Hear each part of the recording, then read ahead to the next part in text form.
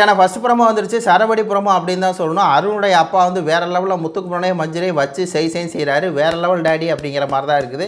Super super சூப்பர்மா அப்படிங்கிற மாதிரி இருக்குது. அதாவது மஞ்சரி வந்து பார்த்திங்கன்னா, மஞ்சரியோட ஃபேமிலி வந்துட்டு ரொம்ப அது எப்படின்னா ஆணவ திமிரோட ஃபேமிலி, பணக்கார திமிரு.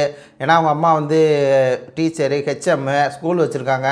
அதே மாதிரி அவங்க அப்பா பெரிய அரசியல்வாதி, பணக்கார திமிரு. சின்ன வயசுலேயே வந்து இங்கிலீஷ் எல்லாம் நல்லா கற்றுருக்க திமிரில் வந்து என்ன அவன் மகன் கூட என்னென்னா, சௌந்தர்யா உனக்கெல்லாம் ஒன்றுமே தெரிலையா அப்படின்னு சொல்லி பார்த்தீங்கன்னா ஒரு பண்ணான் இல்லையா, அந்த ஃபேமிலிக்கு சரியான ஒரு பதிலடி. அதுவும் அருணை வந்து அவன் கழுத்தை வந்து இப்படி பொம்மையை திருவிட்டான் வந்து, ஐயோ கொடூரமானவன் அருண் அப்படிங்கிற மாதிரி அவன் ஃபண்ணுக்கு பண்ண விஷயத்த அப்படி டைவெர்ட் பண்ணி வந்து பார்த்திங்கன்னா பேசியிருப்பாங்க அவங்க அம்மா. அதுக்கு தான் வந்து இவர் பதிலடி கொடுக்குறாரு.